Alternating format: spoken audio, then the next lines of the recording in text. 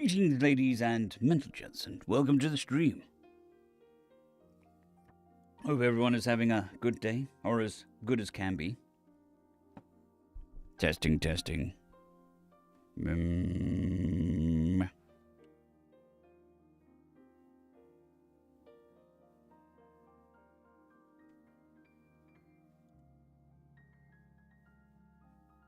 Okay.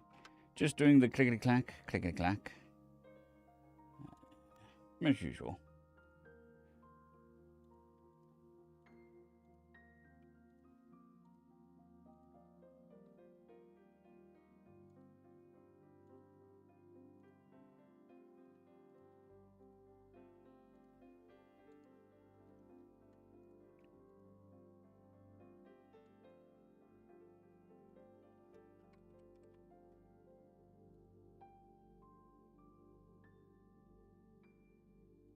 All right. I can see half the conversation. The chat is not doing too well. And let's see. We can get this up and running. There we go.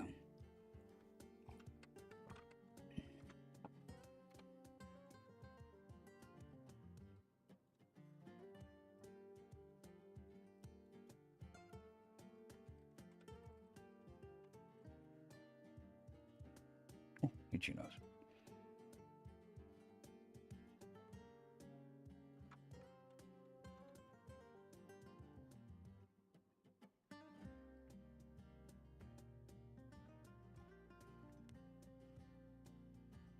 Good morning, Kandaria. Hope you're afternoon. Hope you're doing well.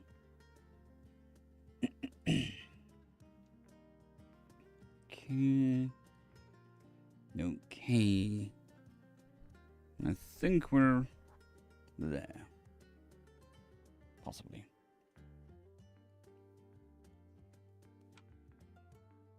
So I got my blood results back yesterday. Not bad, not good, but not bad. Iron deficiency, vitamin D deficiency, and high cholesterol. Two of those things might explain the headaches that I get.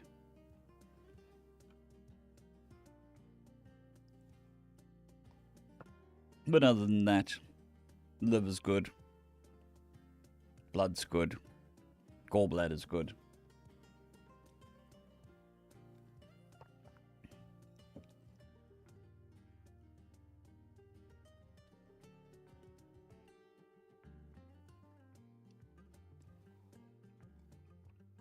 Let's turn the music up a little bit.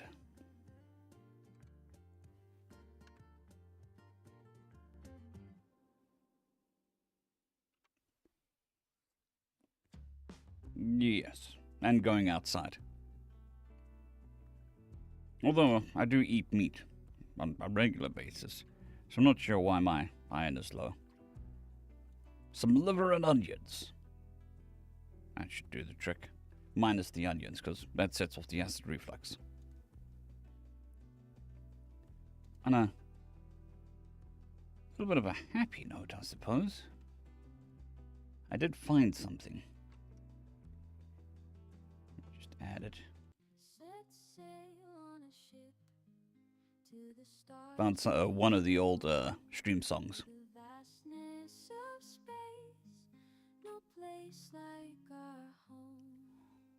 Hoist the sails high, let the solar winds blow. Yes, music. Depths of black holes. We'll sing our sea shanty as the universe. Problem is having a song with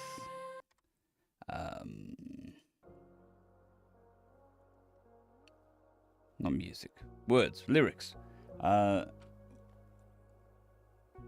I think it adds too much to the stream while I'm narrating. So it'll be a competition, make things a bit more indecipherable. It's afternoon. Good afternoon, Amonon. No men 341. Hope you're doing well. So used to saying good morning. And my brain freezes halfway through going, no, it's not morning. It is now afternoon. You must say afternoon.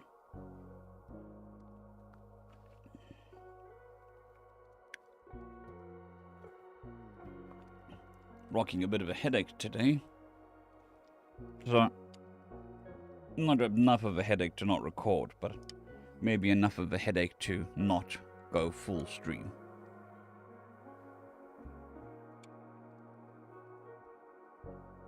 Yeah, that's true. Could be. I don't think I have a bleeding ulcer or anything like that. I mean, it's easy enough to fix. We'll just take some iron supplements, some vitamin D supplements. It should be good. Although in Portugal they do the liver and onions thing. Well, liver. So we can buy liver, chicken livers. So it shouldn't be too much of a problem. And I don't mind chicken livers. It has to be cooked right, though. A lot of places don't cook it right. They either overcook it, or they undercook it, which I suppose is really the only two options.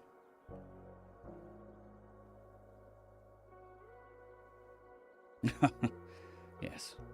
The nasal voice. Well, we see here yes. I try to give annoying voices to annoying characters, or what one would think is an annoying character.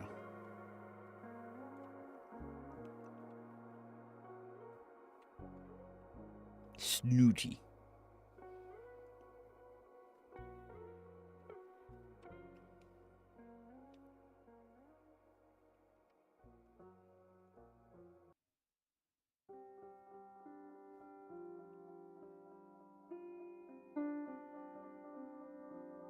I think they're served mostly around the world. I don't know. Some places seem to not like offal or the organ meats, and other places do.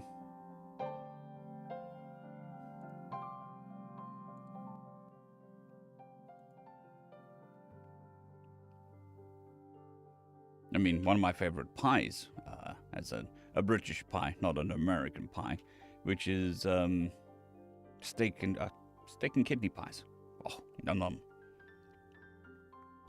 However, pies are a real just punch in the gut when it comes to GERT.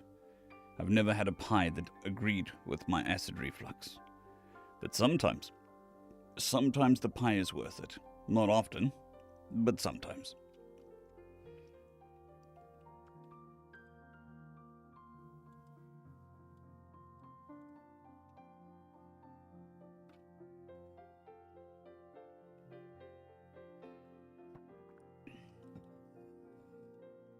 But yes, so hopefully after this,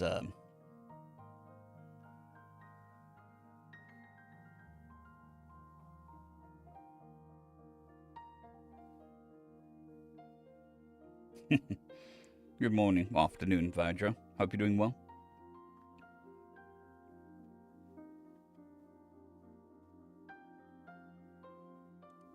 Look, if everybody can agree that if somebody has an annoying voice, it's not a leap of logic to figure out that it's an annoying character.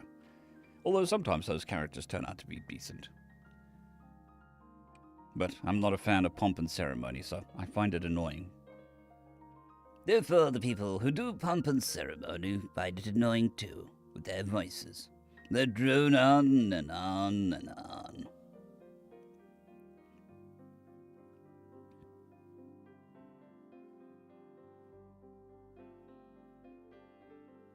I'm pretty okay with most meats. I mean, I don't like tongue. I'm not against, like the idea of tongue, cow tongue. Just not a meat that I've ever really enjoyed. And then brawn as well. It's not something that I enjoy. My wife likes it. And brawn meat. Yes, meat. And that is...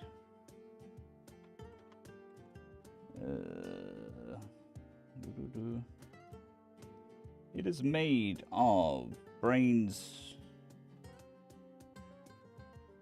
flesh from the head of a calf or a pig.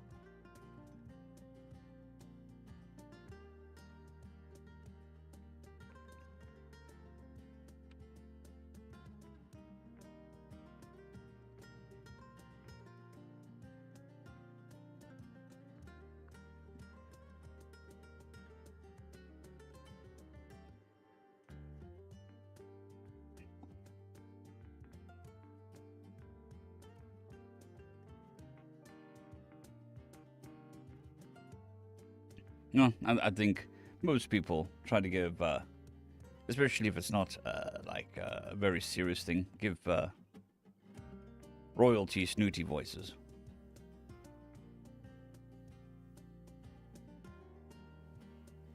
Good morning, Jeff, Jag. Hope you're doing well.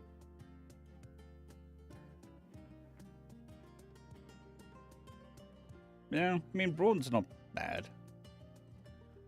It's okay. Not my favorite. Very spicy. Oh, all the ones I've ever had have been quite spicy, so I don't eat it because it's spicy, and it's kind of like, So, I don't know whether this is too much information. In South Africa, you get ladies who stand on the street corner and cook food. And in some places, they cook very weird stuff. So they cook chicken, not gizzards, it's heads and feet, and it's called a walkie-talkie. So if you want a walkie-talkie stew, it's heads and feet, chicken heads and feet in a stew. So the common name is you ask for a walkie-talkie. But you can get a sheep's head.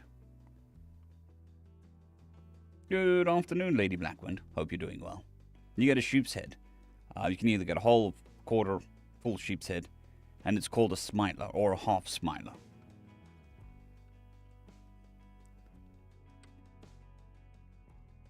Just one of those random things.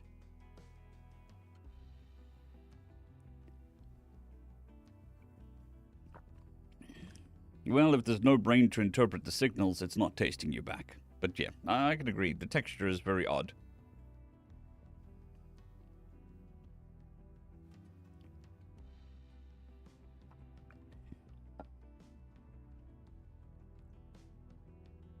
Hell, in South Africa, you can get walkie-talkie flavored crisps. Sometimes they release it like a limited edition. A lot of your organ meat has a lot of vitamins.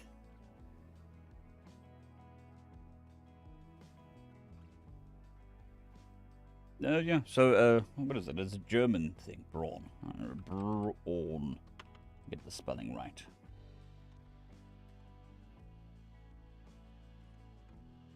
Brawn. It is a Dutch thing. And it is spelled like that. So if you're interested, give it a try. If you don't like jellied meat, then it's not going to be a thing for you. I don't mind jelly meat because I like pork pies. Num-nums. So, if jellied meat is an instant no for you, then you want to avoid brawn.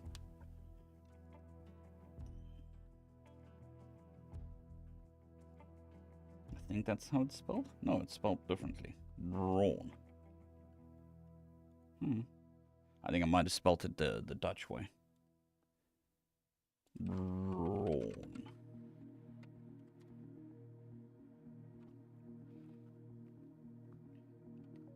Like I said, my wife enjoys it, so she gets it every now and again.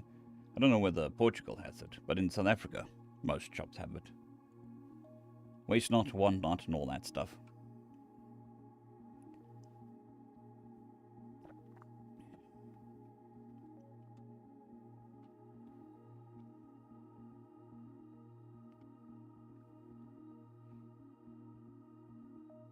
And then, I'm trying to think of all, like, purely South African, really weird meals. There's mumpani worms, which is giant caterpillars that they fry in butter or whatever.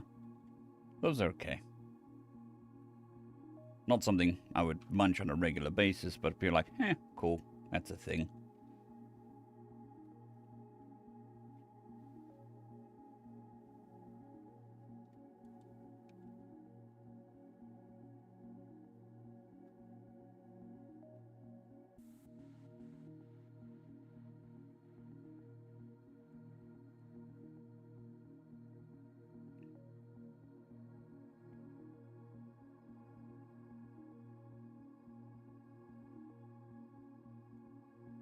Alright, so we're in a good news, bad news situation. I've drunk 3 liters of water already today in preparation for the stream.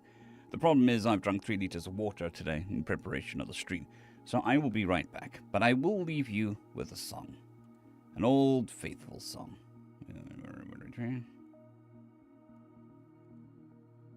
Set sail on a ship. And I'll be right To back. the stars we shall roam, through the vastness of space. No place like our home. Hoist the sails high, let the solar winds blow. This cosmic sea shanty is a tale we all know. Navigating constellations, charting the unknown. With the stardust in our veins, we are never alone. From the Milky Way shores to the depths of black holes, we'll sing our sea shanty as the universe unfolds. Sail up high to the galactic sky on our moonlit voyage. We'll keep reaching high. We're sailors of the cosmos, a crew full of might. Let's sing this sea shanty under starry night's light.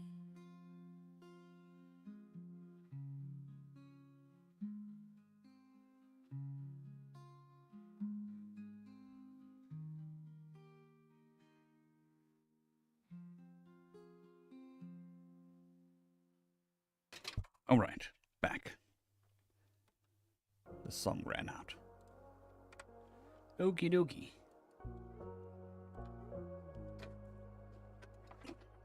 Sit in my chair properly so my posture is completely and utterly not good, but it's good enough to. We good? Okay. I bumped the camera. There we go. We're centered again. Are we centered again? Yes, we're center. No, we're not.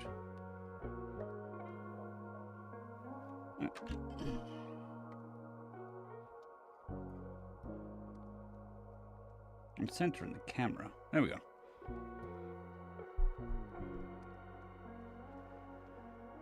Alrighty, alrighty. So today we're doing T-Foss and re-T-Foss. Splidoo and splidonk. All the stuff here. Just turn the music down a bit more.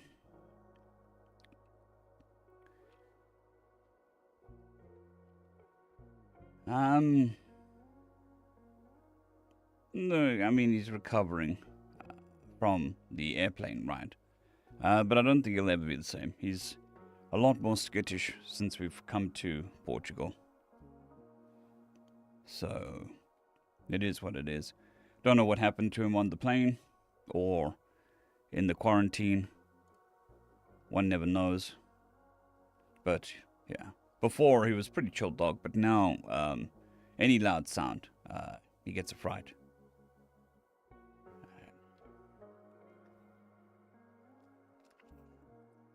And he's a lot clingier. But he has relaxed a little bit. It's actually quite interesting. Out of the 3 animals we brought over, I thought he would deal with it okay, and the cats would struggle, but the cats have been okay. The one cat is so old, it doesn't know what planet it's on, so I don't think it even noticed it was on a plane, to be quite honest. The other cat is old, but not super old. I think he's 8, 9, 10. He was horrible for the first, 3 or 4 days after we got you, but then just chilled out. Now he's fine. But the dog is, struggling a bit. And apparently there's nothing we can really do. Just let him deal with it in his own time, I suppose. Or not. Very much. Can't really do anything about it. Just keep feeding and watering him. Boop the snoots and all that stuff.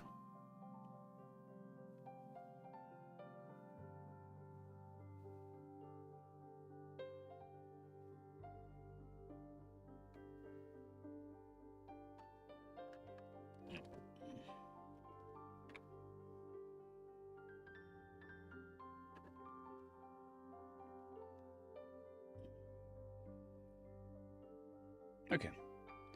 Now that I've finished hitting the microphone with my shoulder, let's head into the first.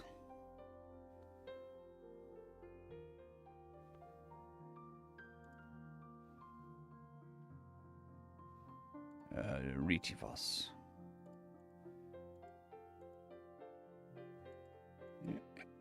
Yup. 268.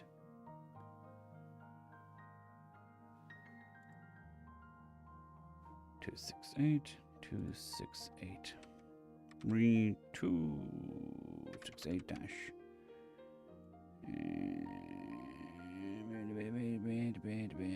Not yes, no, yes. Apparently counting is hard.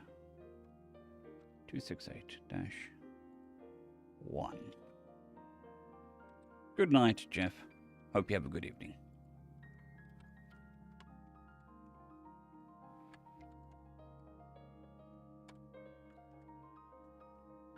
Greetings, ladies and gentlemen, and welcome to this latest narration in the web series. Oh. No, that's true. That's true. That's why I thought the cats would struggle a lot more. But they've been pretty chill. Hopefully they'll still be chill when we move in 2 months. But that is what it is.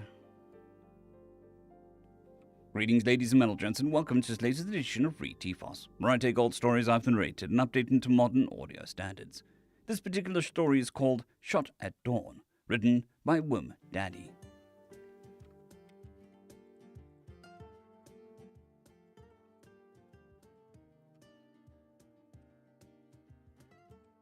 The sun had only just risen when they brought him out into the yard. I had seen finer specimens of his species, though only on diplomatic missions and when we attacked the embassy. This would be the first that was executed. When he was brought in front of me, he remained silent. Usually at this point, the begging would begin. "I give you official notice that your execution shall be carried out this morning," I began formally. "You shall be granted a few moments to calm yourself. I ask that you turn towards the view anew for your comfort." But the human made no move. But the human made no effort to move. He stood there, facing me. "I would rather stand and face you, if that's fine," he said nonchalantly. "What? But surely you'd prefer your last sight to be I said, put off by the Baron. Put out of place. "If it's fine with you," he cut me off tersely, "I'd really prefer if it was this way." This demand confused me. No one in our species has ever requested that they stand facing the executioner. It was unheard of, but I acquiesced. It was his execution, after all. I took the position by the side. "Good morning, Joseph. Hope you're doing well." By the side. "Greetings, lady." I took the position by his side. It was the duty of an executioner not to fire before the time was correct. "Are you without fear?" I asked. That could be the only answer. "Are you really alive if you don't? Of course I'm scared. But bugger it if I'm going to let it show." Odd. "Out of respect for your origin, I will grant you a last request," I say. It was a custom I found during my research of human execution processes. "I suppose a bulletproof vest would be out of the option." "Why, I suppose a bulletproof vest would be out of the option." "I suppose a bulletproof vest would be out of the question," he replied in a droll tone. It took me a moment to realize that he was not being serious. Humor strange, given the situation. Eventually he gave a serious answer. "When I was arrested, I had a packet of cigarettes on me." I'd expected this. From my breast pocket, I pulled out the slightly crumpled pack, salvage from an evidence locker. I also pulled out a matchbook and offered it to him. He took the packet greedily, stuffing the cigarette into his mouth and lighting it expectantly. The human had obviously been craving it for some time. For a long time there was silence as the man repeatedly took long inhalations. For a long time there was silence as the man repeatedly took long inhalations of the smoke. Eventually, though, he began to speak. "You see," the human started between puffs of smoke, "in your species, in our species, if we can die standing and facing our killer, it's a final victory of sorts." How so? "It shows that no matter where,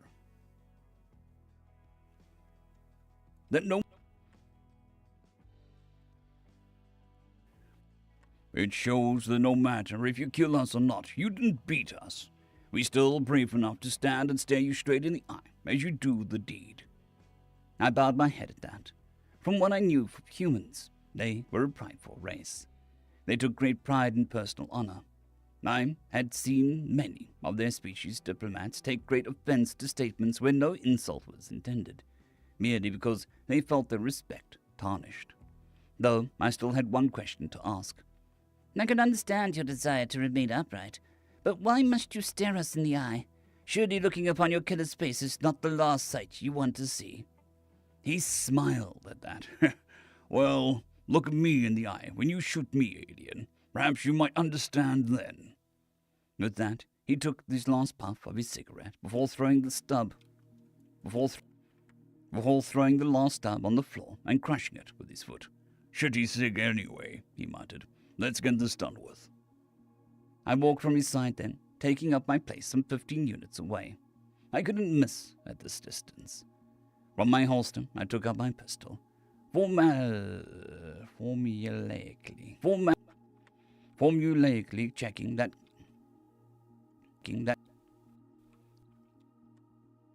formulaically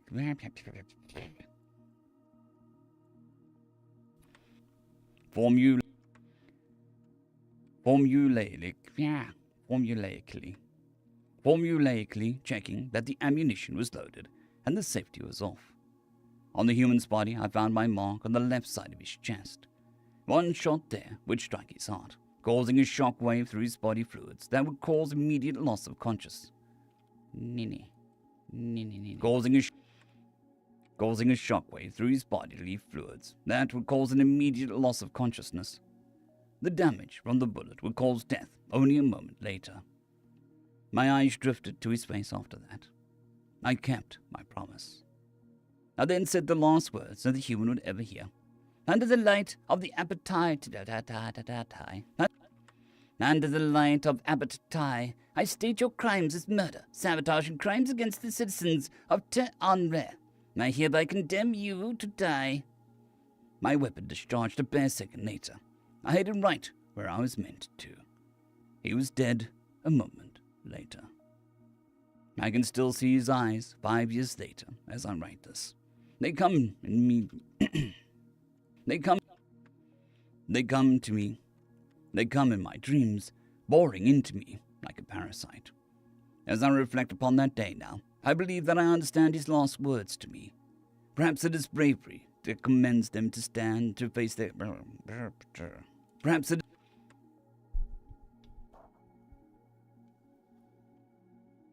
His last words to me. Perhaps it is bravery that commends them to stand and face their executioner, but it's another thing that drives them to stare into their eyes.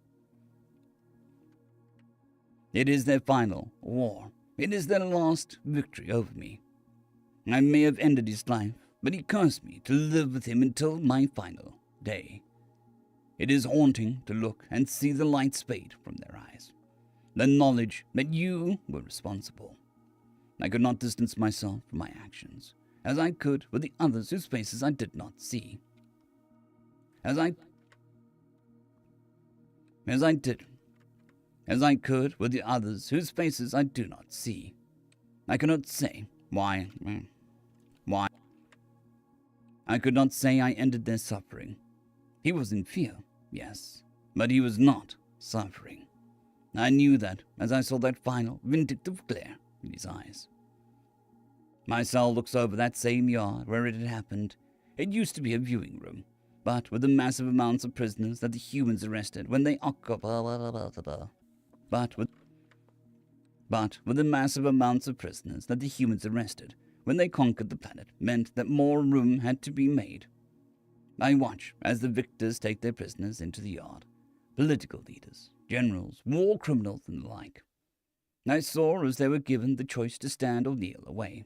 Most did the same, kneeling as they desperately tried to avoid their fate by begging for their lives. I could hear the not-so-quiet mutters of the guards as they looked on with what seemed to be pity and disgust. It didn't matter how much they begged. The outcome was the same. My turn will come. My trial was months ago. I was found guilty of murder. For in the final days of the war, it was my order that sent 4 human prisoners to their deaths. Only a week from the conflict. For that crime, I was sentenced to the same fate. I do not regret what I have done. It is in the past now. I am sure that the first human thought the same thing in his final hours. Thoughts of him come constantly now.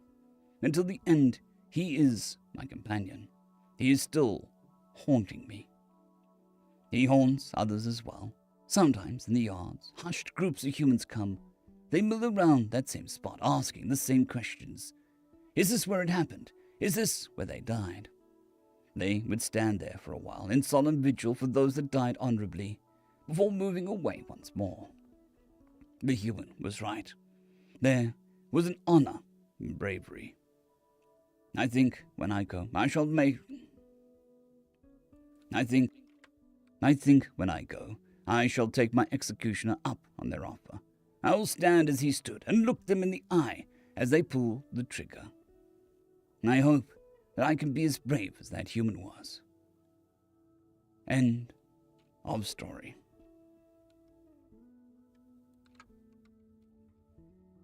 End of story. I hope that I can be as brave as that human was. That I can be as brave as that human. That I can be as brave.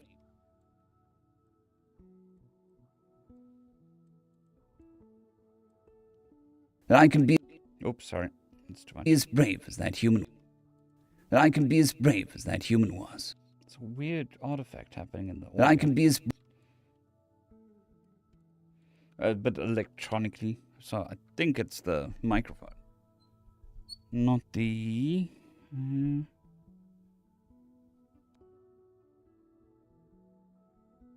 And maybe that's going to be a bit better. I'll try it that way around.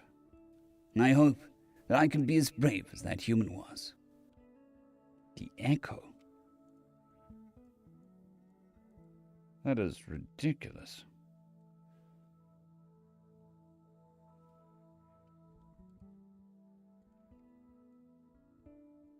I hope that I can be as brave as that human was. Oh, I know why the echo's there. That's my own fault. I do apologize. I think. The outcome was the same. My turn will come. My trial was months ago. I was found guilty of murder. For in the final days of the war, it was my order that sent 4 human prisoners to their deaths. Only a week from the conflict. For that crime, I was sentenced to the same fate. I do not regret what I have done. Just listening to the live stream to hear the echo, but I've turned off the desktop audio to stream. I'm sure that the first human thought the same thing in his final hours. Thoughts of him come constantly now. Until the end, he is my companion. He is still haunting me. He haunts others as well. Sometimes in the yards, hushed groups of humans come. They mill around that same spot, asking the same questions. Is this where it happened? Is this where they died? They would stand there for a while in solemn vigil for those that died honorably, before moving away once more. The human was right. There was an honor in bravery. I think when I go, I shall make up on their offer. I will stand as he stood, that I can be as brave as that human was. End of story. I hope that I can be as brave as that human was. That is weird. My turn will come. My trial was months ago. I was found guilty of murder. For in the final days of the war, it was my order that sent 4 human prisoners to their death. Only a week for the conflict. For that crime, I was sentenced to the same fate. I do not regret what I have done. It is in the past now. I am sure that the first human thought the same thing in his final hours. Thoughts of him come constantly now. Until the end, he is my companion. He is still haunting me. He haunts others as well. Sometimes in the yards, hushed groups of humans come. They mill around that same spot, asking the same questions. Is this where it happened? Is this where they died? Somebody likes you enough, Captain, to try something again. Annie, welcome, welcome. I do apologize. I'm busy trying to find an echo and where the echo's happening. Thank you for the resub, Annie. It's very much appreciated. Good afternoon, Dave. Hope you're doing well.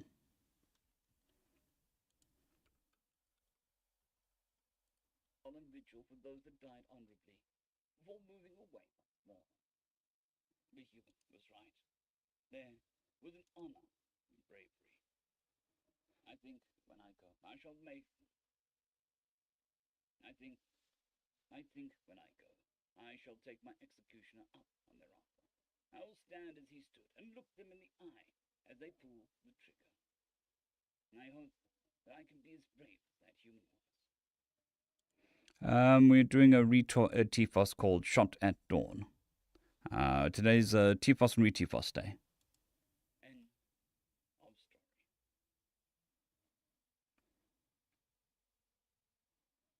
End of story. Okay. End of story. Let's see. It was the playback. That was the problem.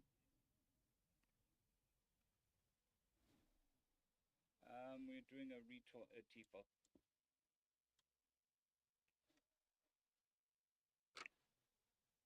Hold on.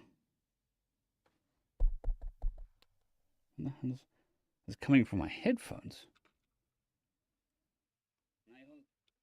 It is coming from my headphones. That's weird. I can be as brave.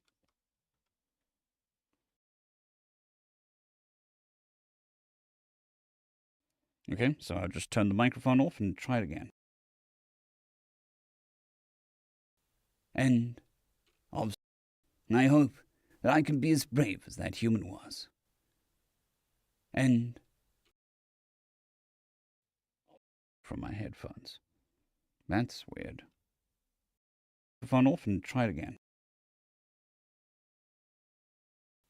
End of. I hope that I can be as brave as that human was. It's the microphone picking up my headphones, which is weird because it doesn't normally do that. I think we'll have to do that then. I hope that I can be as brave as that human was.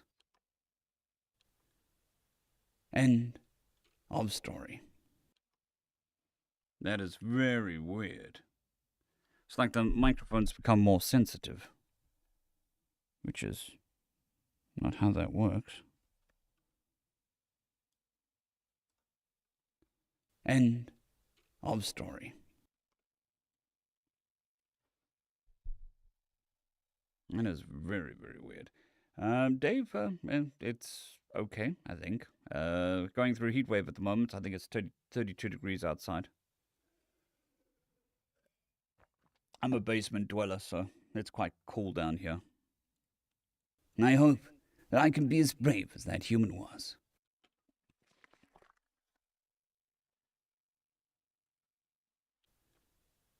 End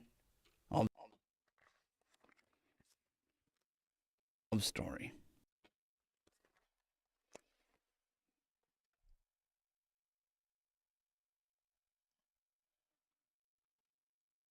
I hope that I can be as brave as that human was. Seriously, what the fuck is going on? I did do an update on the computer yesterday. So maybe it's related to that.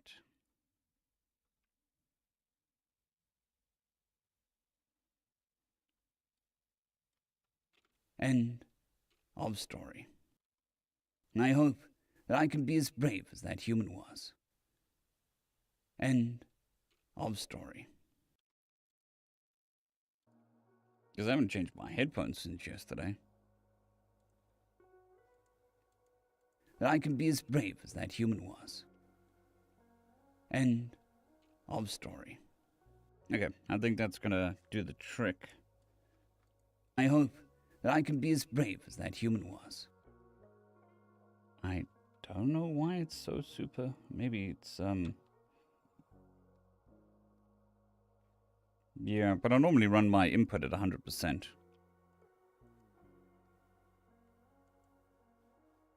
And then change it in any particular app that I'm using. No, it's not that. It's not auto level.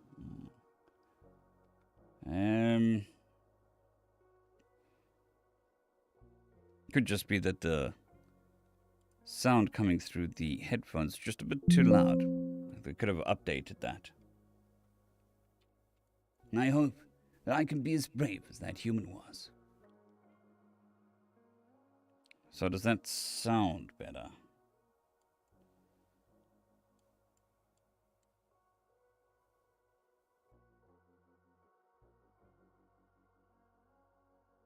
Sound coming through the headphones just a bit too loud. They could have updated that. I hope that I can be as brave as that human was.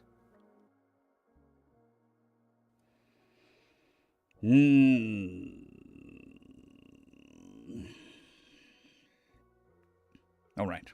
I will be right back. Gonna give you music. We'll sort this problem out. Hopefully, I remember where the thing is that I need. Set sail on a ship. To the stars we shall roam. Okay. To the There we go. vastness I will be of right back. space. No place like our home. Hoist the sails high. Let the solar winds blow. This cosmic sea shanty is a tale we all know. Navigating constellations, charting the unknown. With the stardust in our veins, we are never alone. From the Milky Way shores to the depths of black holes, we'll sing our sea shanty as the universe unfolds. Sail up high to the galactic sky on our moonlit voyage. We'll keep reaching high. We're sailors of the cosmos, a crew full of might. Let's sing this sea shanty under starry night's light.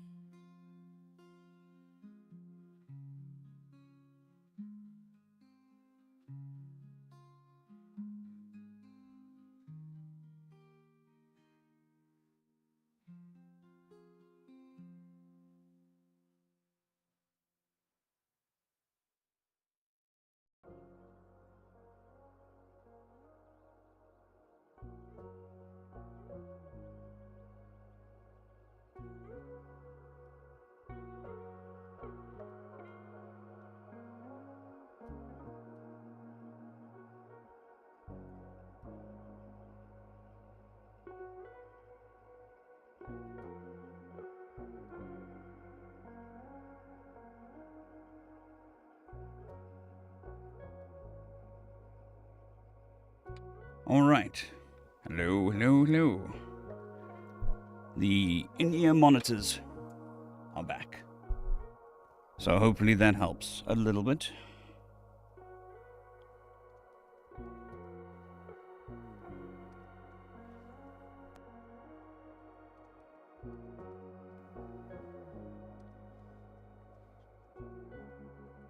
Good afternoon, HJ. Hope you're doing well.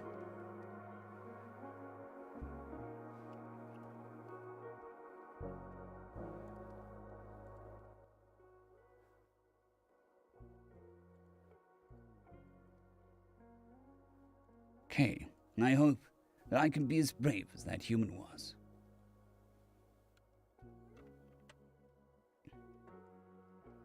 I hope that I can be as brave as that human was. End of story.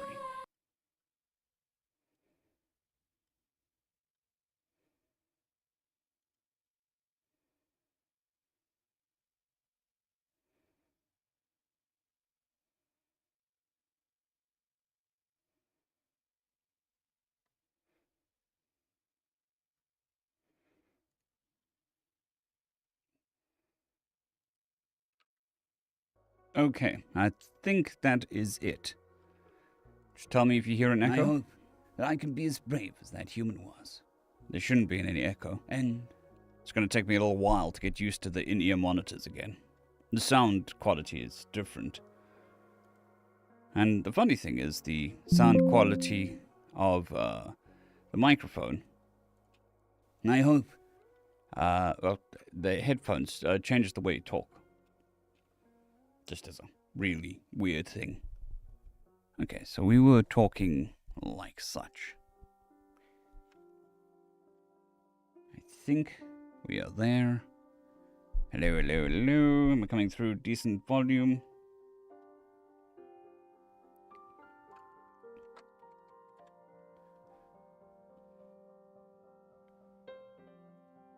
Oop. Not a problem, Mike. Not a problem. Hope your workday is without incident and as boring as is appropriate. Did I change anything here? Sounds like I'm coming through a bit quiet. But like I said, it'll take a little while to get used to the IEMs again.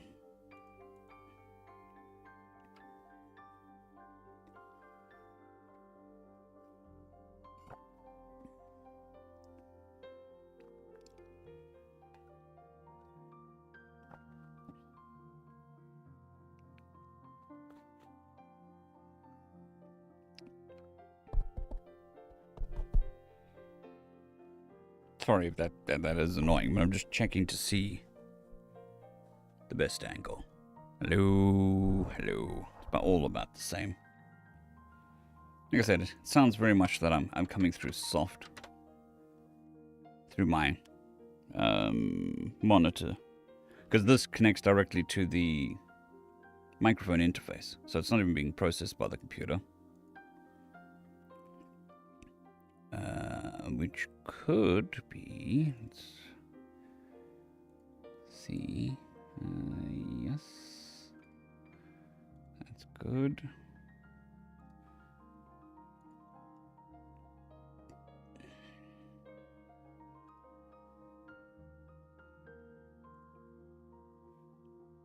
Oh, is it that?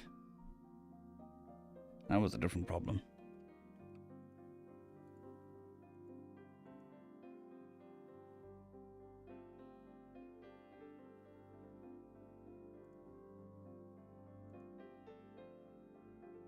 Hello, hello, hello. Hello, hello, hello, hello, hello, hello, hello.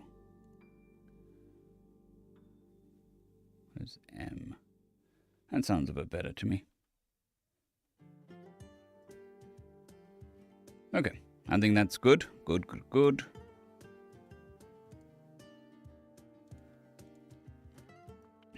Of course, my microphone wants to update now as well, so that's not going to happen. Cool, story 2. because why not have technical issues than having a stream?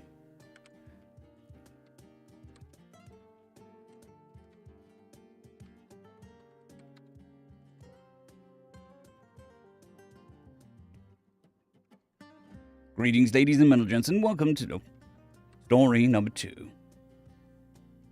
Story number 2. War, written by Amphicolus.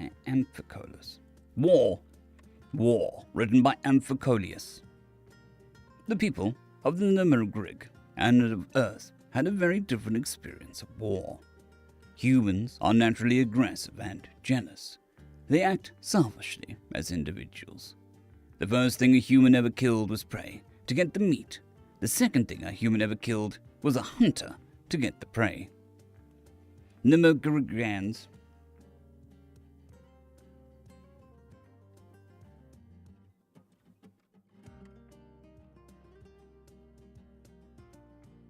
all good, Dave, all good. Get the prey.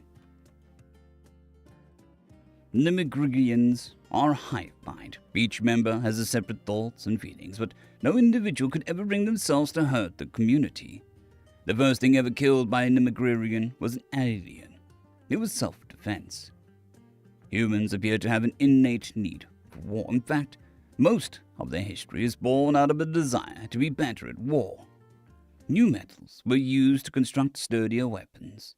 New communications technology was used to better direct armies in the field. Spaceflight was invented to better launch explosives at faraway enemies. When humans want to express, they intend to seriously deal with a problem. When humans want to express they intend to seriously deal with a problem, they say that they will declare war on it. All of its history has created a myriad of different kinds of war. All of this history has created a myriad of different kinds of war. Civil, interstate, nuclear, chemical, even closely related human cultures will have vastly different concepts of war, and even different words for it, like Urlog, Krieg, and Gyr. All Nimmergriggans languages have the same word for war. It is a loan from an alien language. However, the fact that the Nimmergriggans did not come up with the concept of war themselves should not be taken to mean that they shy away from it. The first Nimmergriggan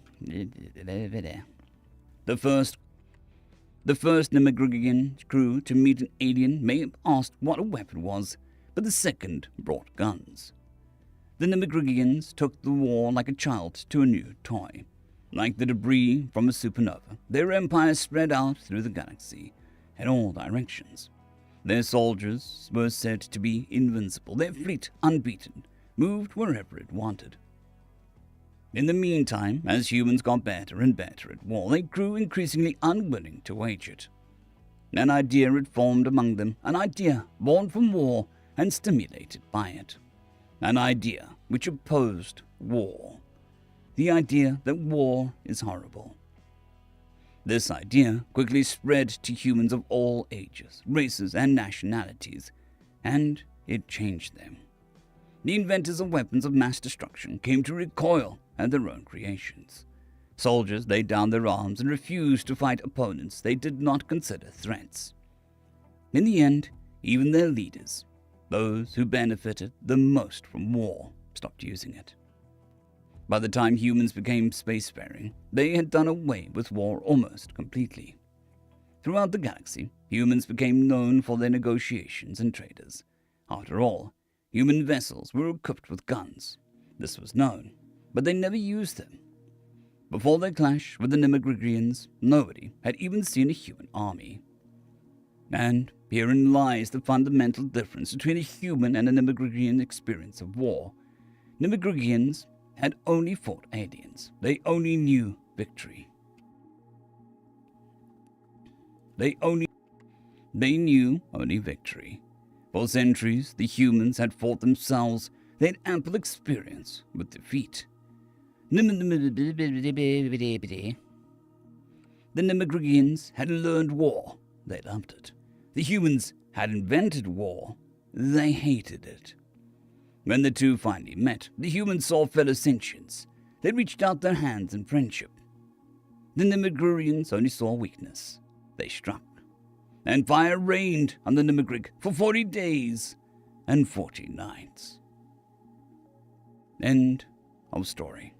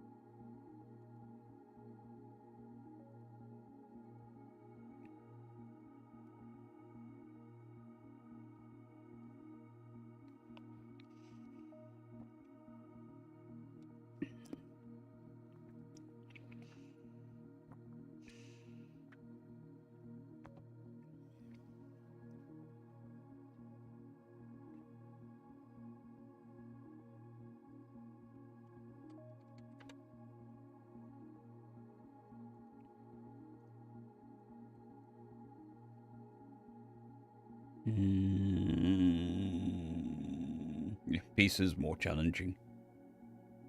Alright, what are we doing? Oh, TFOS 2794. 2794-1 dash thing. Greetings, ladies and gentlemen, and welcome to the latest narration of the website. Greetings, ladies and gentlemen, and welcome to this latest edition of Tales from Outer Space, where I take stories from across the internet and read them for your entertainment. This particular story is called Swan Song of the Universe, written by Sir Toshi. Beep beep. Captain Rel Yudra was nearly asleep aboard the bridge of the Orus, the last known starship of the Karian trader fleet, when his tranquility was shattered. Beep beep. Slowly, he willed his dark eyes open. The crimson glow of the nearby red giant star against the pitch-black sky crept into his vision, painting a shadowed bridge red. Beep, beep. A few seconds dragged by as Rel remembered what the alarm meant. Impossible. The chirping echoed through the empty corridors. Beep, beep. With labored effort, the captain sat up on his chair. He stared at the blinking green button on his armrest, unsure if it was the onset of hallucinations at last. Beep, beep. Rel brushed the layer of dust off the button with his grey four-fingered hand and pressed it. The audio communication channel buzzed into life. Oh, hello, his voice croaked. Oh, good, you're not dead. The reply rode upon a high, cheerful tone.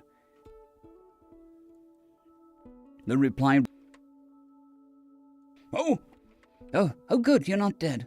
The reply rode upon a high, cheerful tone. Female, if Rel had to guess, but he was unsure of the species. Oh, no, not yet. Speaking felt so alien. The female laughed, a sound Rel had not heard for a long time. Well, thank the gods you finally answered. I'm used to running across derelict ships. Oh, introductions, yes, I am Dr. Terra Stark. Rel straightened, summoning what remained of his dignity into his voice. I am Captain Rel Yudra of the Karian trader vessel Orus. The title now is empty as the starless black sky. Though, at this point, you can just call me Rel. Excellent. I'm just Terra then, of course. She laughed again. How odd to hear such a spirit when all he could see before him was the red and black, the colors of desolation. The two conversed for a while, a pleasure Rel had almost forgotten. I'm so glad to find another survivor out here. Another star, for that matter, Terra commented. You've been to other stars? Rel was astonished. The stars were few and far between. With his FTL drive crippled, the crimson sphere of the Orus orbited would be the crimson.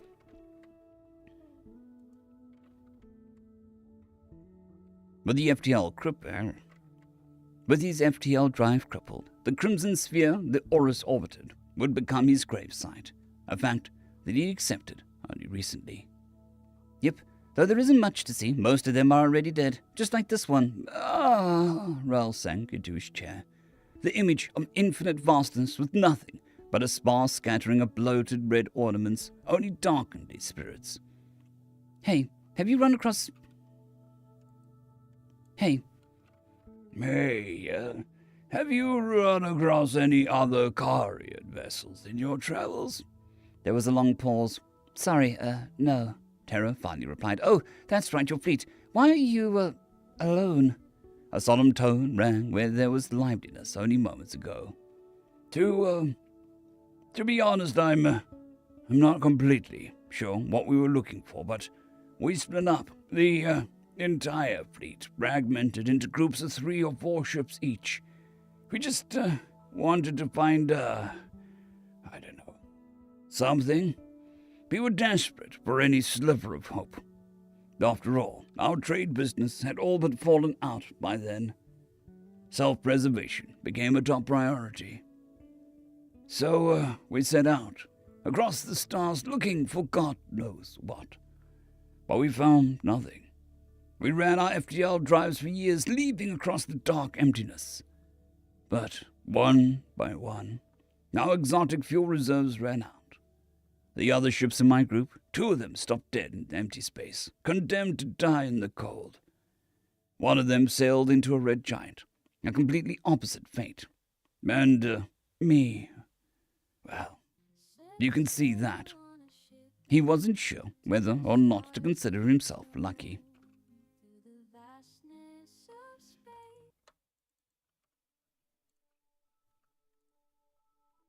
Lucky.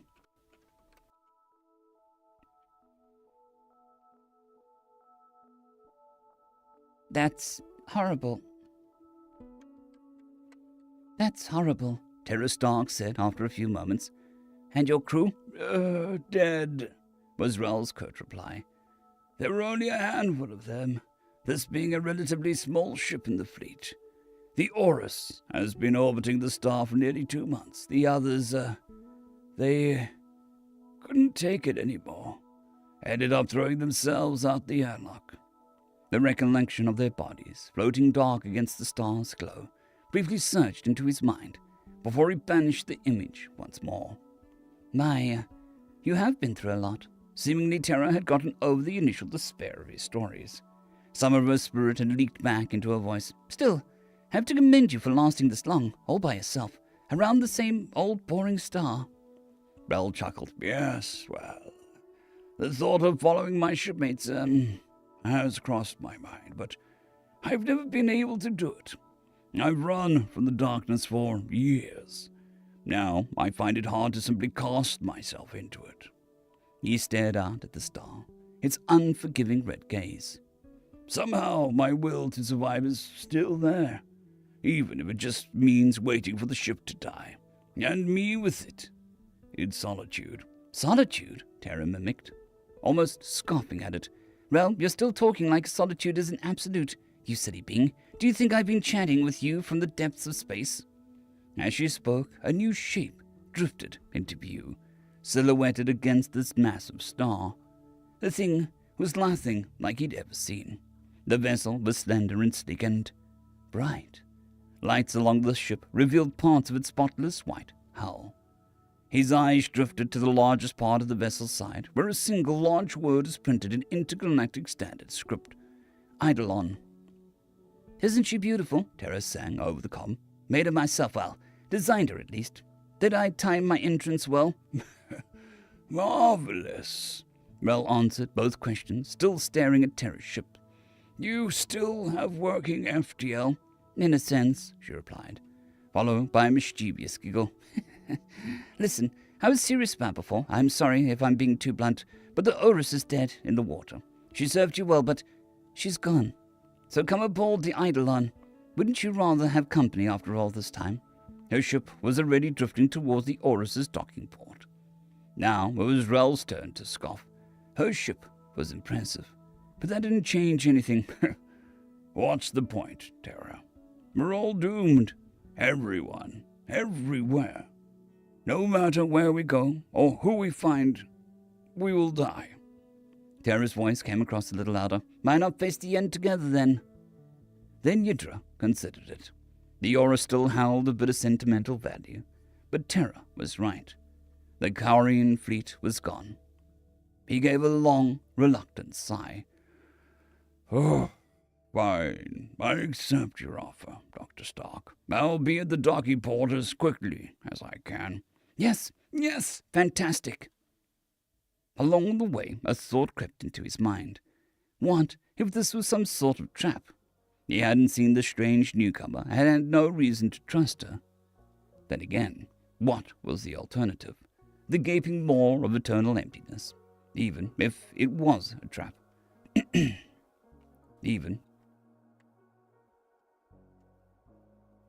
Even if this was a trap, it would still make for a more interesting end than an airlock jump or failed life support. He kept his guard up as he crossed through the docking port to the Eidolon.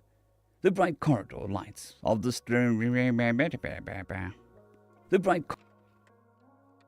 bright corridor lights of the stranger's ship shining through the airlock. What he found there was a striking surprise, but not in the way that he'd expected. The female, he was sure of that now, that called herself Dr. Terra Stark, stood before him, smiling with arms behind her back. Slender, pale skin, dark hair, blue eyes, clad in a simple EVA suit with no helmet, and most definitely human. Bel Yidra staggered backwards, his dark eyes wide. He'd read much about the humans in the archives and libraries, even seen films of them, but never had he encountered one personally. What the hell?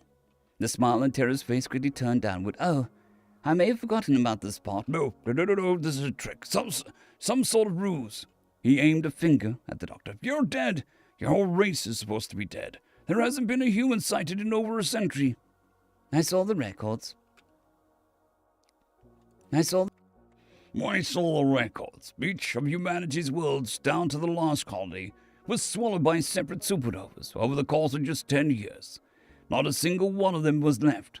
Rel had calmed a little, but he was still wary of the impossible hostess. I know.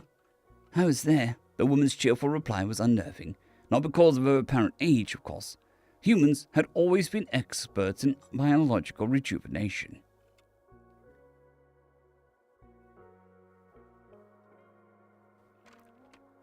Terror approached him now, a welcoming five-fingered hand extended.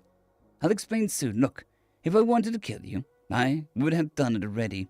Oh, my. Sorry, that came out much more ominous than I intended, she chuckled to herself. Besides, I'd gain nothing. Nothing. That's right. Rel remembered the situation as a whole and sobered.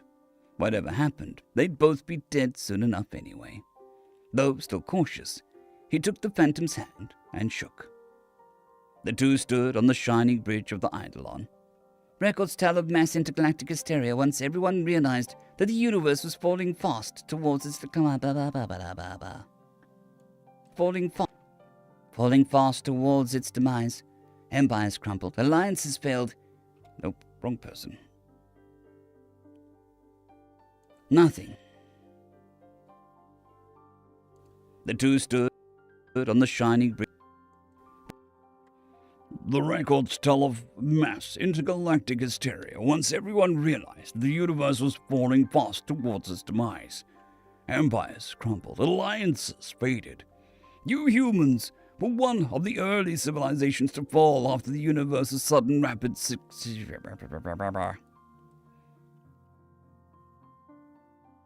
Senescence?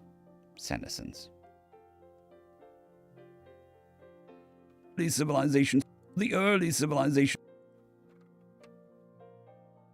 were one of the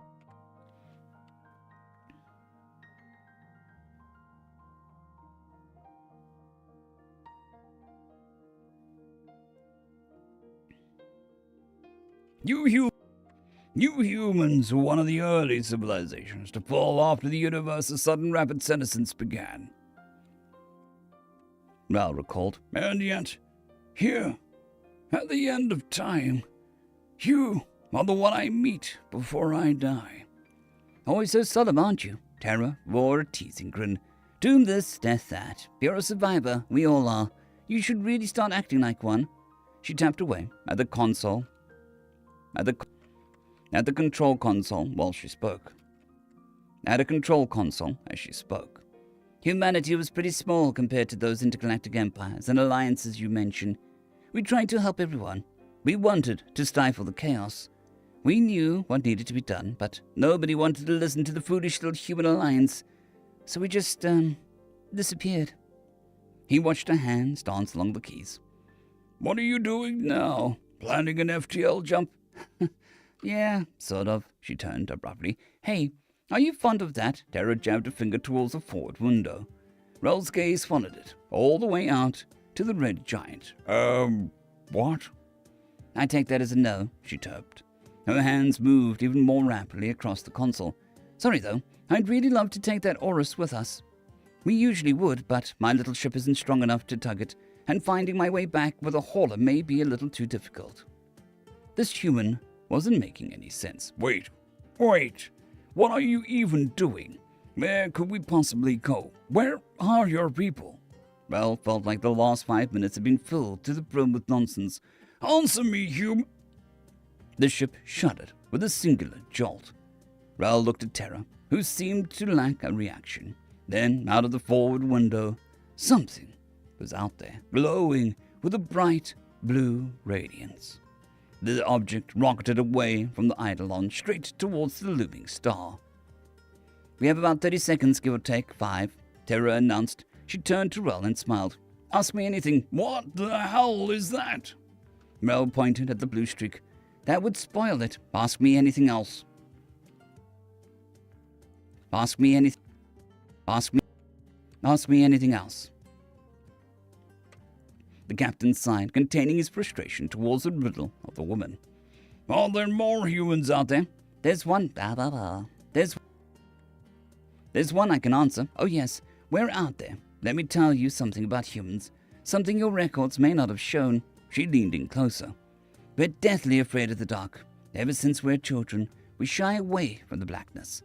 Our natural abilities don't give us an edge there. So we do what we do. You ask. So what do we do, you ask? It's simple. We either dispel the darkness or we run from it, by any means necessary, even if it means that entire stars must fall before our power. Rel's eyes went wide after that last sentence. Stars? The supernovas? All those years ago? For a brief moment, the bridge was filled with an impossibly blinding light. The forward window tinted itself further, bringing the view back to tolerable levels. Strap into the chair now, Terry yelled. Strap into a chair now, Terry yelled. The two jumped into the nearest command seats. It was only a few more seconds before the blast wave from the supernova hit the Eidolon. The ship was at the mercy of a heavy turbulence, which Rel thought was a mild consequence of being caught in a stellar explosion. A loud cacophony of noise had begun, a combination of shaking ship and all the matter and energy slamming past its hull. The view out the front was spectacular. All manners of light and shapes, small at first, began to flit past the window. The turbulence was increasing steadily, and the noise with it. So this is how we're going to die. So this is how we're going to die, then? I yelled. He yelled. Don't worry, she'll hold together, Terra replied. She's designed for this. The human slammed a finger into a button on the console. The ship lurched, and Raoul was suddenly pushed back into his seat. We're going forward. Terra Stark had a wide grin on her face as she watched the shape stream past the window. Raoul wondered how long ago this human had cast her sanity away into the starless sea. All around them was a maelstrom of light and color, so fantastical that any description that he could attempt would be dastardly understatement. Would be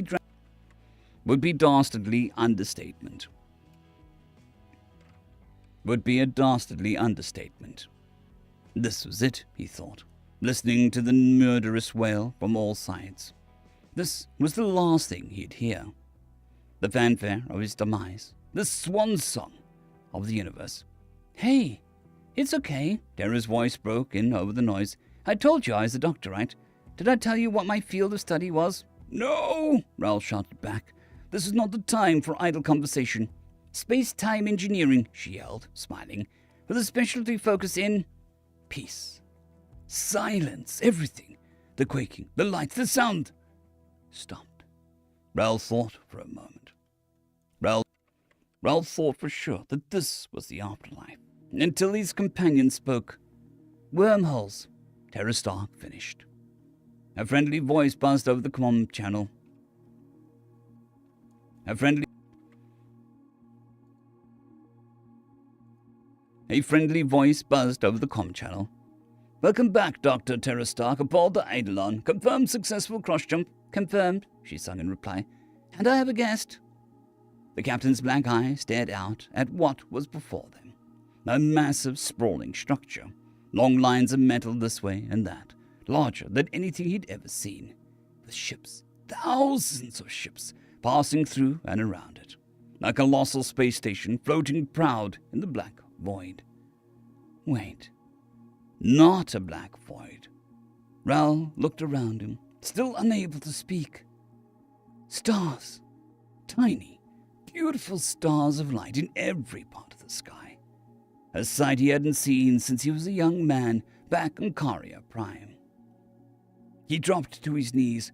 Where are we? He finally managed to ask. Tara sat down next to him, a hand on his shoulder. Like I said, we humans had to run from the darkness, but there was no place in the dying universe where we could escape. So again, a simple solution.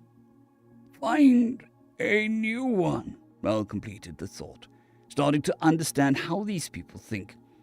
You insane humans found another universe. Hardly a simple question. Exactly. Tara motioned outside.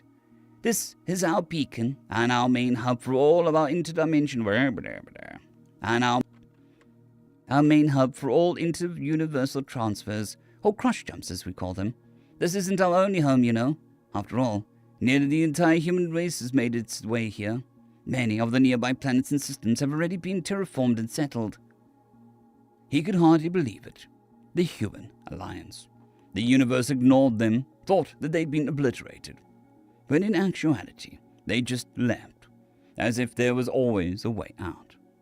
The death of every star in the sky was not enough to stop the human race. Why come back to the dying one, then? Raoul asked. To help. It took us some time to devise a way of forming a cross-jump wormhole without destroying a star each time. That's part of the station's job. When we eventually got back to the Alpha universe, most of it was dead. Still, we did our best to bring as many survivors as we could back with us. Wait, so you're saying that there are non-humans here? Of course. We've got a bunch of other races running about. Praxi, Darvor, Serenits, Relans.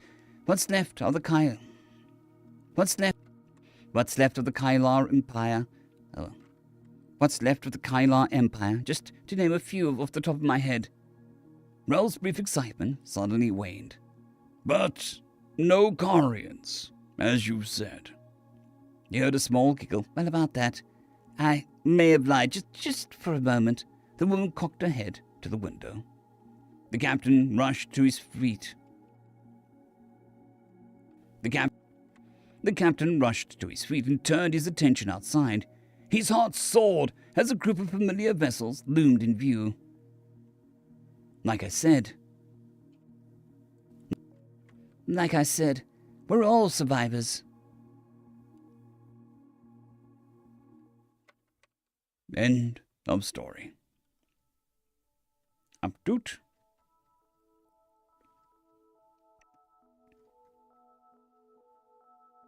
Updoot.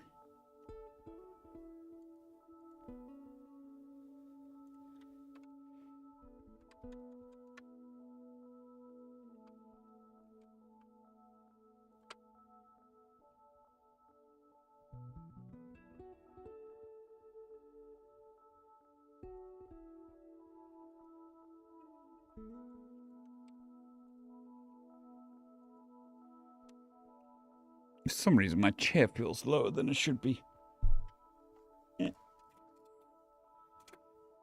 the dastardly chair, betraying me.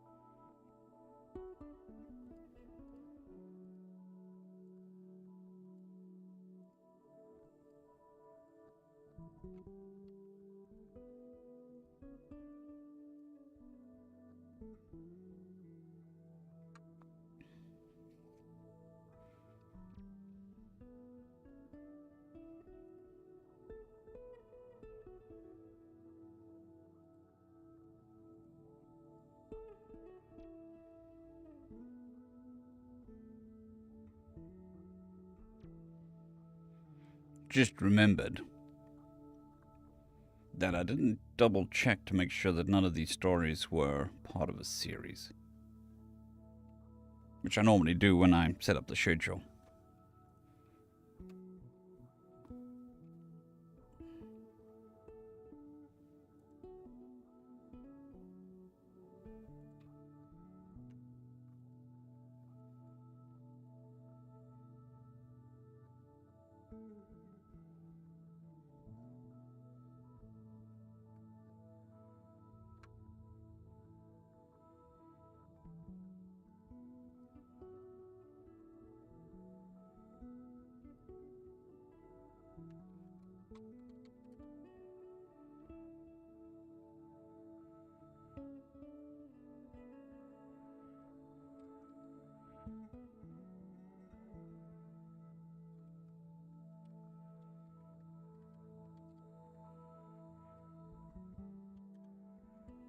Greetings, ladies and gentlemen, and welcome to today's narration of... Greetings, ladies and gentlemen, and welcome to the latest edition of Tales from Outer Space, where I take stories from across the internet and read them for your entertainment. This particular story is called Some Human Pilots Will Transport Anything, written by firefighter Raven. Talia Layton confidently strode down the corridors of the Buruntassi station that orbited Parallaxi 3. She passed through the currently empty hold pens for slaves being transferred to ships that would take them to the various slave markets in several sectors. The Buruntassi were one of the biggest suppliers of the slave trade in the galaxy. They were known for their willingness to obtain slaves from any species for a price. Very few humans ever traveled in Buruntassi.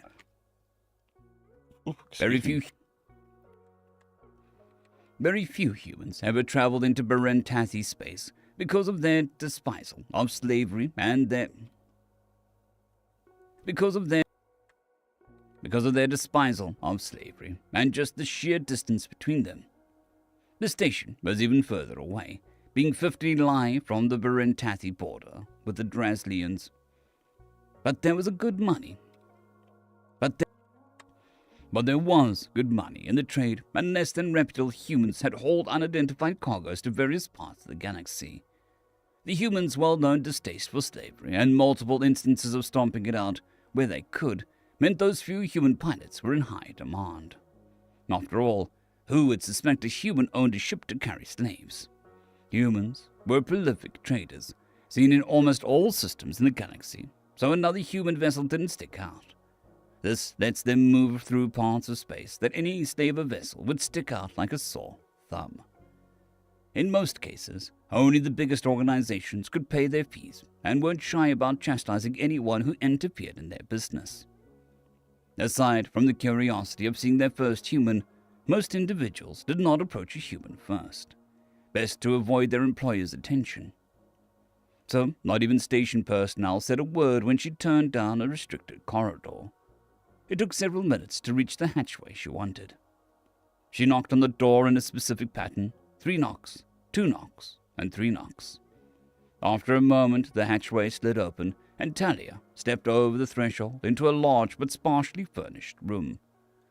The older Buruntassi stood up from the chair and walked to greet her.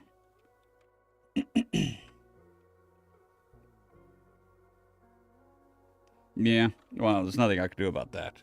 But yes, it is a trend that I've noticed that some authors seem to write one-shots as prequels to a series. So it's kind of like, this is a one-shot, but maybe it's not a one-shot sort of thing. So they end it in kind of a cliffhanger, so people will want more of it, instead of it being a contained story.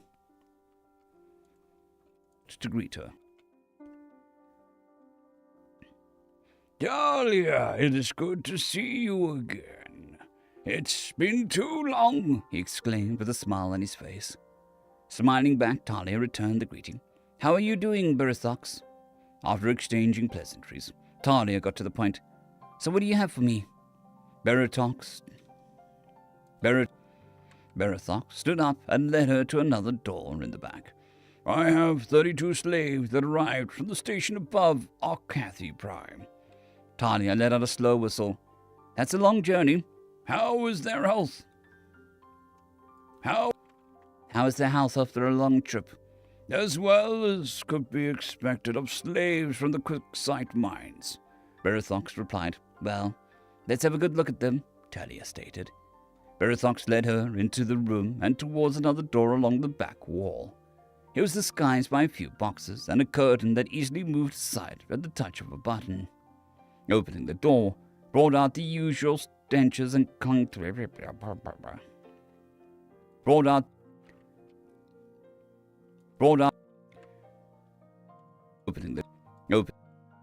Opening the door brought out the usual stenches that clung to slaves: body odor, waste, bad breath from poor diets, and in this case, Quacksite dust. Inside was a small room, dimly lit and crowded with slaves of different species. Each wore a slave collar and chains that could stun a slave if they tried to remove them. Berethox gestured to the slaves. Come out and line up. Talia was surprised to find a human male among them. When he noticed her, she saw a look of disgust on his face. She saw a look of disgust on his face.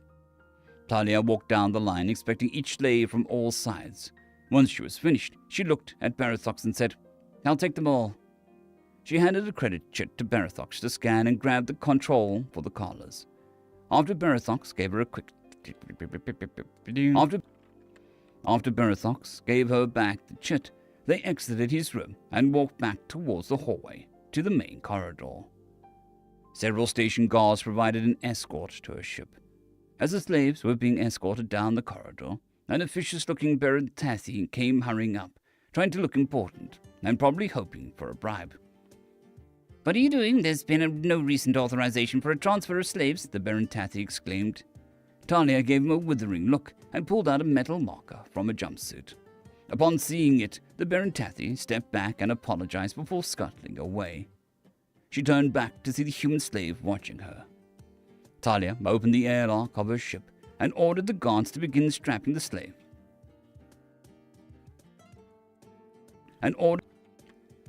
Ordered the guards to begin strapping the slaves onto the benches in the cargo hold.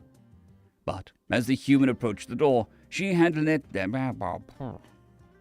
But as the human approached the door, she had them put him and the Cortorian in the cautious. She had them put him and the Cortorian in the cockpit, so that she could keep an eye on them, and because the hold was full. After the slaves were loaded and secured to the benches, she walked into the cockpit and took a seat. The human started to say something, but she ordered him to remain quiet while she was undocking from the station. Wouldn't want me to crash into the station, she joked. With her usual skill, she departed the station with no difficulties. She turned her ship towards the FTL exit point. A spectacular crash between two freighters as one was coming out of FTL and another just starting to jump to FTL has led to setting up separate areas to jump into and out from. What kind of human transport slaves, you piece of filth? The human male shouted. Talia remained silent until the ship jumped to FTL, and then she turned to her guests. She undid the shackles of the Kotorian and smiled. Been too long, Fuldy. She clasped hands with it. The Coritarian rubbed his wrists as he replied, Talia, good to see you. I almost blew my cover when I saw it was you. With a smirk, she turned towards the human and said, The light. The light is flickering. Oh my god. I'm being haunted.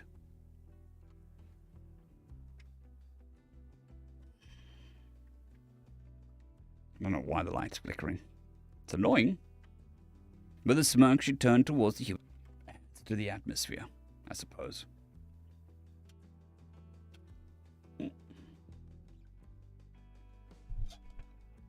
Keep leaning towards the microphone and getting off-center, instead of moving the whole microphone stand towards me and staying on-center. Is that better? That's better. As all as you. With a smirk, she turned towards the human and said, Captain Talia Layton, welcome to the Harriet Tubman. She didn't think he would... She didn't think that he would get the reference, so she explained, I'm one of the several pilots. Let's move this a bit further away. I'm one of several pilots that help smuggle slaves out of the barren Tathy and other slavers' space. She continued, and you, my friend, are riding on the Underground Railroad. With a shocked look on his face, he asked, Underground Railroad, but we're in space. Talia gave a slight chuckle. It's a reference to a group of people that smuggled slaves to freedom in the 19th century Earth. She indicated the Coritian. She indicated the Coritian with the nod. Coritian. She indicated... Words are hard. She indicated the Coritian with a nod. Fuldy's been with your conductor. Fuldy's been your conductor along the route. Fuldy inclined his head. As she reached over and knocked his chain, he sputtered, So, does this mean we're free? Talia answered, As long as we don't get caught. Baldy laughed. And anyone that stopped us would soon regret it. So when you examined us, that was just a show off for the slaver? He asked. Berithox's no slaver. He's the one... Berithox's no slaver. He's one of the stops along the way, she replied. The examination was to make sure that there would be no issues with fitting in my ship. The examination was to make sure that there would be no issues with fitting in my ship. But you paid him. I saw. The man continued his... behind you. Someone's following. Oh my gosh. Someone's behind me. Following. Thank you very much for the follow. It's very much appreciated. I saw. The man...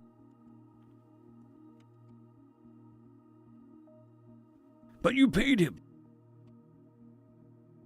Continued his...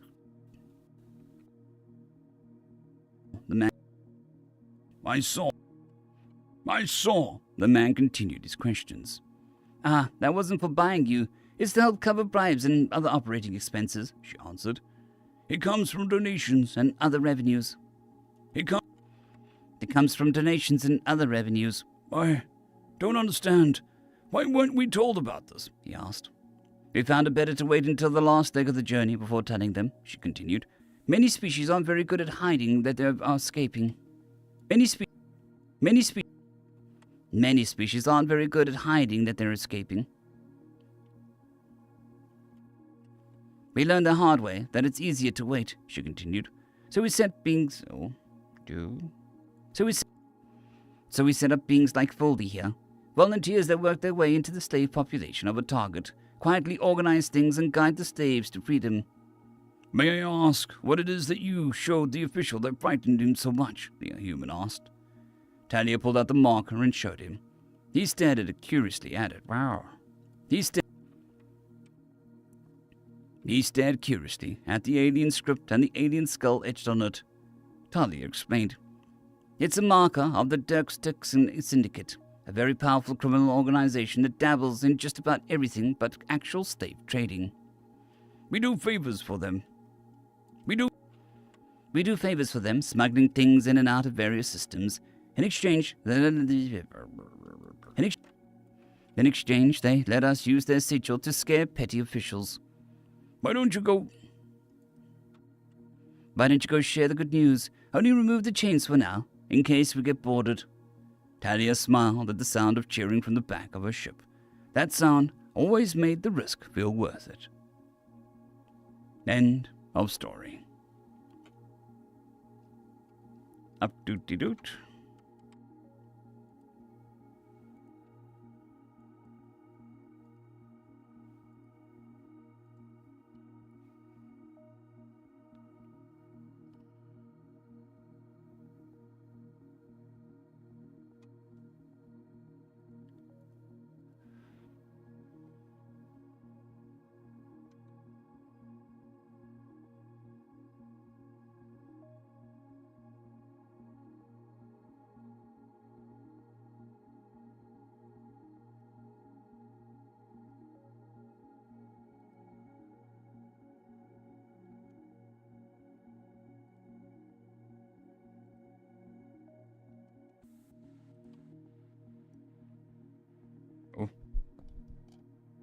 Oh my, the microphone's in the shot.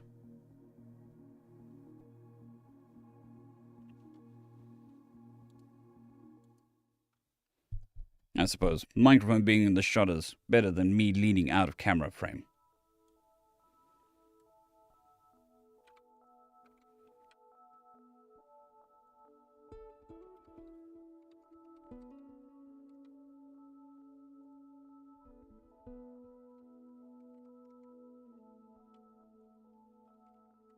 Story number 2.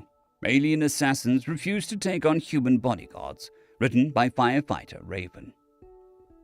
Giselle walked into the bar and looked around. He spotted the individual he was looking for, alone at a table in the back. He walked towards the table, his antennae drooped in fatigue and frustration. Despite his attempt to act nonchalant, anyone able to read Volzol's body language would see how agitated he was. Without even asking, he pulled out a chair and sat down. The Dugad looked up at the disturbance and relaxed when he saw who it was. Well, I don't think it bothers most people. It's not like I'm making a movie. It was. As long as I don't have to look around the microphone to see the screen, I'm good.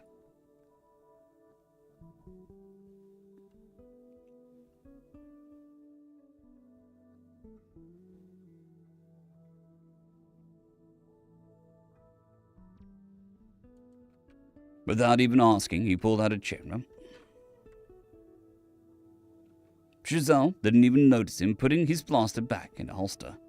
Giselle, you know better than to do that. You almost got several new openings in your thorax, Carl said. Giselle visibly paused before apologizing. I'm sorry, Carl. I wasn't thinking. Carl looked longer at the Volzol and perked up. What's got you so agitated, Shaz? I've been given a task directly from Prince Samun to find a team of assassins to eliminate a rival family. But I failed to find a guild willing to do the task, he complained. He continued, I was hoping that you could put me in touch with the Crimson Claw Guild. I can, for a price, but you understand that the Crimson Claw does not come cheap, Carl answered. I understand, but they are my last option of the assassin guilds, Giselle replied. Carl stepped away for a moment and spoke with the young Fildarai. Carl stepped away for a moment and spoke with the young Fildarai. He returned to his seat before saying, He'll relay your core request to the guild leader, and if he accepts, we'll have an answer within the hour. Now, have a drink and relax, Carl finished. It was less than an hour when the Dugard joined them. He moved with such stealth that Shaz didn't even notice him until he sat down. Without even introducing himself, he spoke. You have a contract with... You have a contract that you wish to have the Crimson Claw fulfill? More than a little intimidated, Shaz stammered. Yes, I do. The assassin spoke again. The Crimson Claw does not come cheap, for we always fulfill our contract. Who is the target? Chaz sighed with relief. Chaz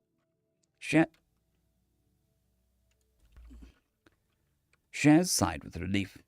The Draken royal family, all of them, he replied. The assassin nodded and began to speak. That will be very expensive to perform. Paused mid-sentence. He paused mid-sentence. Did you say the Drakens? He asked in an alarmed tone. Shaz nodded an affirmative, and before he could even say a word, the assassin jumped up so fast he knocked over his chair. He stared accusingly at Cole. You've never said anything about humans being involved.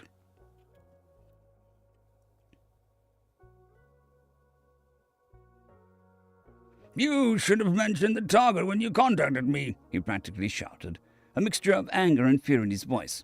You know the Tekken's royal family has human bodyguards. Cole raised his hands in a placating gesture, his voice tinged with fear at the assassin's reaction. I didn't know the target before I contacted you, I swear. Shaz sat speechless, surprised by the assassin's reaction. He wasn't sure, but the way both Dugard furtively scanned the room gave the impression of near terror. The assassin stood up, looked at Chaz, and said firmly, We will not take this contract and never contact us again, and then hurried off. Cole glared at Chaz. Were you trying to get me killed? Chaz stumbled over his words. No, I didn't realize that he would kill you over some... I didn't realize he would kill you over this meeting. Cole shook his head. Him? He nodded towards the departing Ducat. No, fool, not him, he practically hissed. The humans. That explains why none of the other girls will take the job. Shaz looked perplexed as he said, Who or what are humans? Cole stared at him in shock. Wait, you don't know about humans? Shaz shook his head negatively. No, should I? Cole muttered something under his breath. In his language Cole muttered something under his breath in his language before switching back to Galactic Basic. The average human is very dangerous, but human bodyguards are extremely dangerous. No one takes on human bodyguards and lives to tell the tale. Any attempt is met with swift and unpleasant retaliation. Cole stared into the Volsol's eyes. They will hunt you down. They will hunt down the assassin, anybody connected to the guild they belong to, anyone involved in facilitating the contract, and those that put the contract out. In case that's not clear, that includes us, Cole continued. The humans have one of the best intelligence agencies in the galaxy, and the human bodyguard organizations have access to it. They stop many plots before they get in planning. They stop many plots before they get into the planning stages. They stop many plots before they get to the planning stage. Cole glanced around before continuing. Even success is a failure. There will be nowhere for the assassins to hide. The humans see it as a stain on their honor and will do nothing. The humans will see it as a stain on their honor and will do everything needed to restore their honor. There is nowhere to hide from them, and no expiration time for their pursuit, Cole explained. At least one time it took 5 years to find and eliminate their target. Chazal was extremely alarmed at all of this. What do we do? Are we doomed?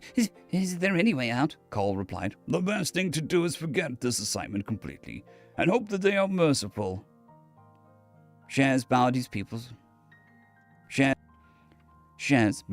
people's form of thank you and hurried off. A beep from Cole's communicator let him know a new message had been received. Information received, funds to be deposited in your account. Cole sighed in relief, becoming an asset.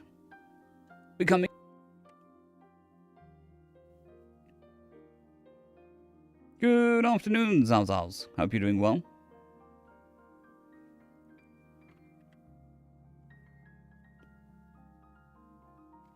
Cole sighed in relief. Becoming an asset was a good way to avoid the human's wrath, Cole thought to himself. The message was unsigned and untraceable. 2 days later, Chazal was on a ship home when he got news that Prince Salmon had been killed in the fall from his balcony and impaled on the fence below. It was shortly after that when he received a short message on an encoded channel, and almost immediately after receiving word of the prince's death. Leniency granted, cost to be discussed at later date. Again unsigned and untraceable. Shaz sighed in relief, but wondered what it meant by cost. End of story. I'm glad to hear that, Zazaz. I really am. Ooh, okay, so I have a migraine. That's awesome. Massive headache that is progressing into a migraine, so I think I'm going to call it for a day. Not nearly as much as I wanted to record, but I've got a twitch in my left eye and a migraine, so not tip-top shape to do tip-top work. But at least we got some stuff done. Doesn't help that this, well, migraine light stuff. But yes. So I do apologize, Zazaz, that you pop on and then we pop off. But it's not the greatest. I will be back tomorrow, so hopefully I'll see you then. Zazaz, Anti-Skill Shot, everyone. Thank you all for spending your time with me. It's very much appreciated. Especially in this day and age where attention is pulled in every direction. So, and is a commodity. So it is very much appreciated that you spend your time and attention with me. I'll be back tomorrow. Cool. I hope you all have a fantastic one. Cheers. So I stream at 12 o'clock my time, which is GMT 0 at the moment, I think.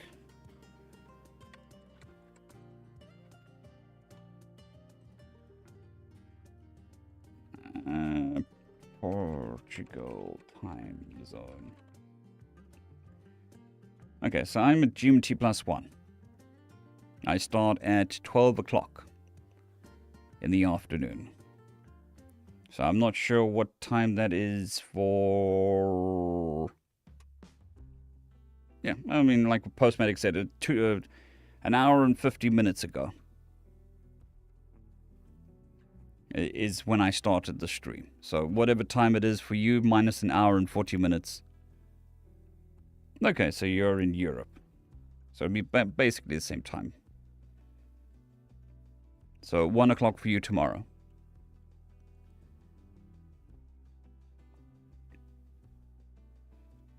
Anyways,